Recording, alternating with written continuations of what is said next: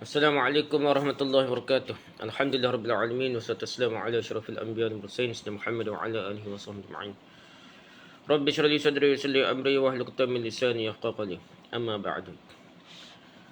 Kita sama balik kitab kita ni, kitab Sabilul Muhtadin. Karangan Syekh Muhammad Arsyad Al-Bajari. Kita bicara bab besar dia, pasal awqatus solat, waktu solat. Kita dalam bab menjegerakan solat dan melambatkan solat ataupun mentakhirkan sedikit dia, melambatkan sedikit tu perbahasan dia sini lah.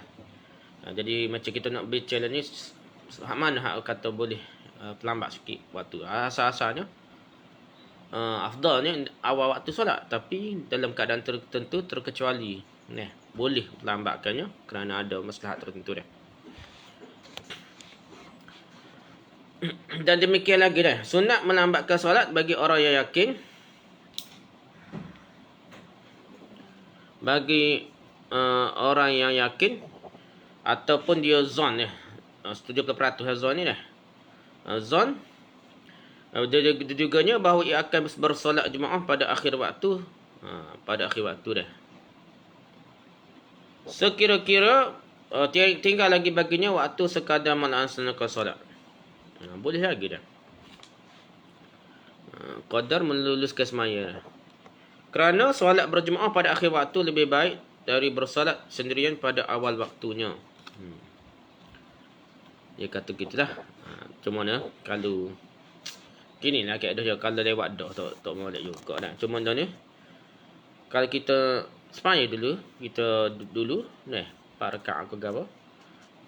Lepas tu kalau timbul masalah tak mati ke tak ada kerja ke apa, kita tunggu sampai ke ada jemaah lagi, kita semaya jemaah ni. Lambat pun tak apa, kecuali dekat sangat tu tak usah semaya lah fardu tu. Tunggu dah. Tapi kalau sampai ke akhir waktu ni, bukan dia tunggu dah. Jadi kita semaya dulu. Takut kita ada masyarakat kita lah masalah pula tu lah. Kita semaya dulu hak fardu. Cumanya tiba ada sungguh dekat nak akhir waktu ada sungguh jemaah, mari kita semaya lah pada berjemaah. Gitu lebih kurang dah. Cuma nyala ni kalau yakin lah benda kita memang biasa dah main lewat dah. Main asal lewat ke gapo dah ataupun keadaan supaya tu lewat tepat tu dah. Boleh lah kita kata lewat tu. Pasal kita tahu dah situ kebiasaan itu lewat sikit. Kita boleh dah tunggu. Memang waktu dia kata tadi istilah yakin ataupun zon 70% ke atas dah. Bukan sikit-sikit lah keyakinan sungguh dah. Dan demikian lagi sunat melambatkan solat kerana udara mendung atau yang serupa itu, sehingga kerana mendung itu tidak diketahuinya masuk waktu dah. Jadi kita boleh lambat sikit semaya kerana mendung dah, ghaib dah. Menyebabkan kita tak tahu, tak jelas masuk waktu bila dah. Hinggalah kita yakin telah tiba masuk waktu dengan diyakini dah. Sehingga kita tengok nampak matahari ke, nampak yakin kita bahawa masuk dah waktu dah.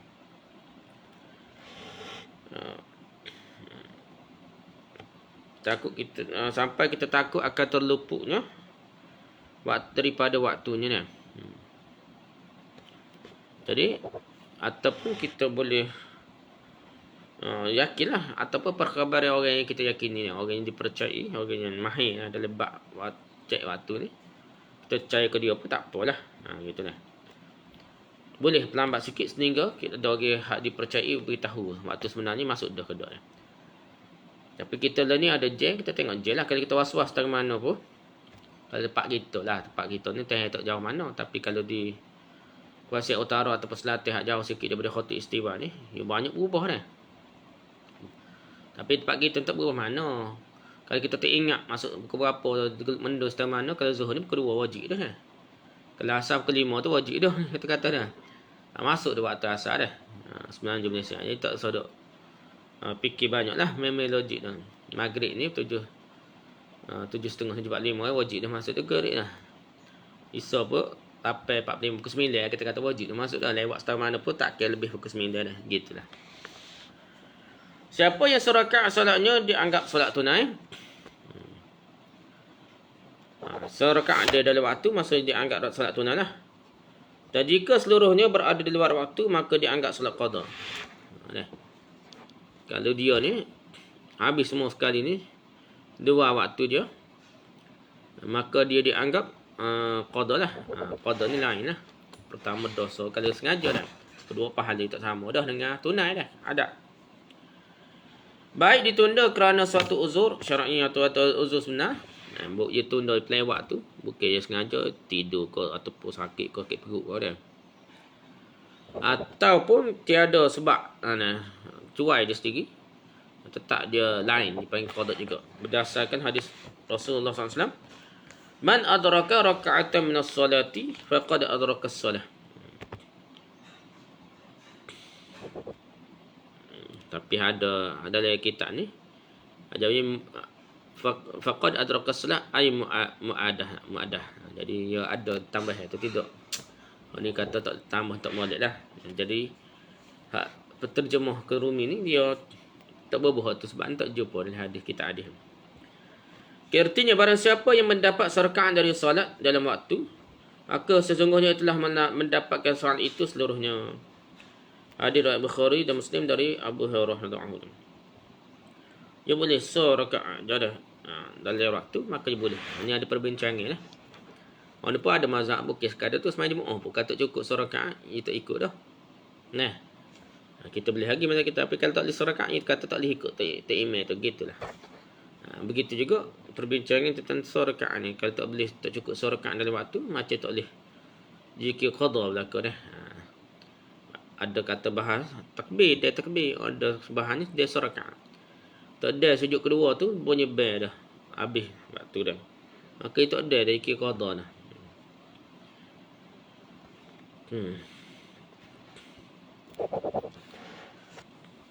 Okey, lepas tu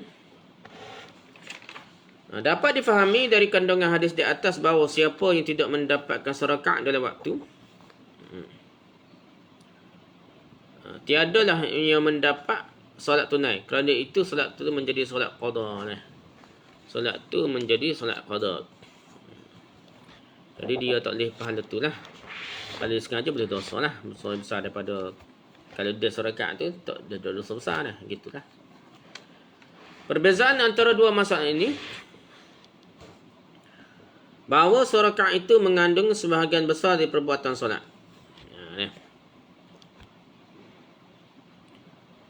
Jadi macam dia semaya banyak lah serakaat. Kerana sebahagian besar pekerjaan solat yang sisanya hanyalah merupakan pengulangan pekerjaan yang dilakukan dalam rakaat pertama saja. Jadi hak lain itu rakaat lain itu ulas semula macam rakaat pertama dah.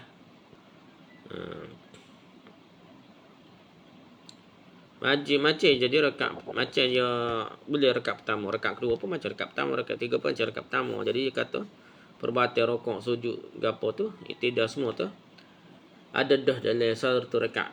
Sebagai besar.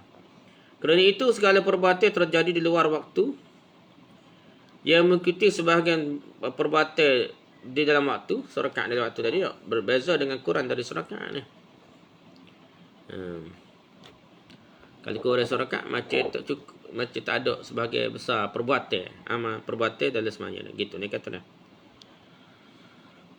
Itu hikmah lah dah. Dia tidak muktamad ni. Ni kita ni pergi kemah keming apabila ada ulama kata gitu. Ini istihad lah. Pahala solat qada kurang dari pahala solat tunai. Kena faham tu.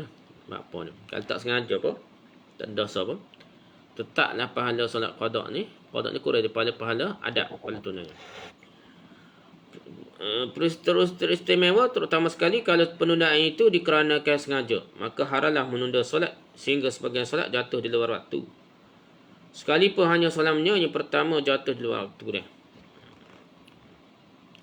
Kalau sengaja dosa lah, kata sengaja tak dosa, tapi enggak tetap kurang lah, afdal je.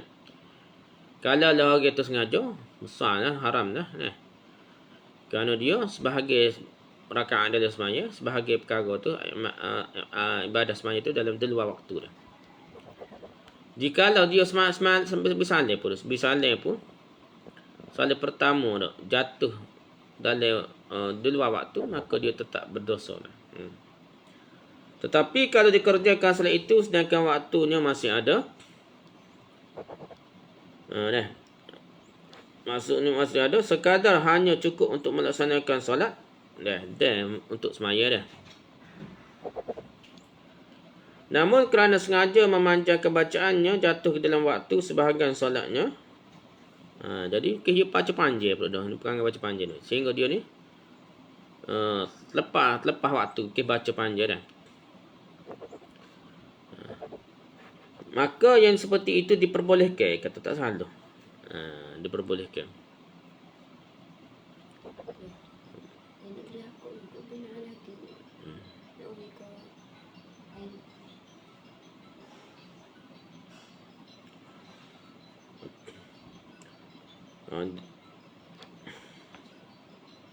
Selama solat jatuh di luar waktu tadi kurang serakaat. Kedua waktu tu kurang serakaat tu bolehlah dia kata dah. Dengan alasan kerana ia mengisi waktu dengan ibadah, kerana dia ni dia bukan sengaja, dia memang dia nak isi penuh dengan ibadah dia. Jadi contohnya sembahyang subuh, baca panjang dah. Seorang rakaat dalam waktu, seorang rakaat di luar waktu dah. Syarat dia jangan lebih seorang rakaat lah. Dia kata di luar waktu tu tak. Jadi benda ni tidak salah, dia kata dah, tidak jadi kurang lah. Tidak jadi dosa dah. Difahami dari dua masalah di atas. Dari masalah ini bahawa qada tidak mesti berdosa. Qada ni tidak mesti berdosa, kena faham dah.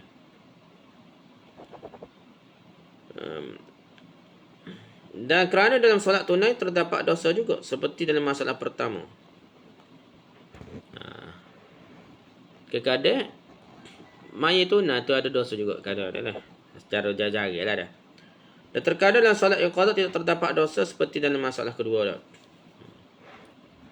Jadi apa tadi dia ni semaya rakaat.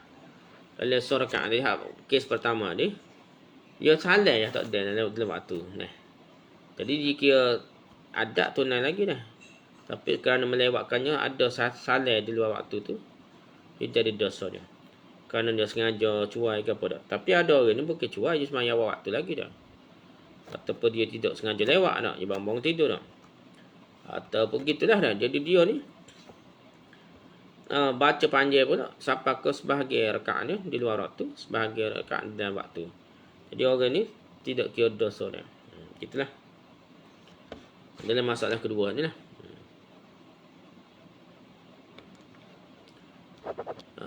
Setakat tu saja kan saya nak gila dah. Wallahu a'lam. Subhanakallahumma hamdika, subhanakallahumma hamdika, asyhadu an la ilaha illa anta, astaghfiruka wa atubu ilaik. Assalamualaikum warahmatullahi wabarakatuh.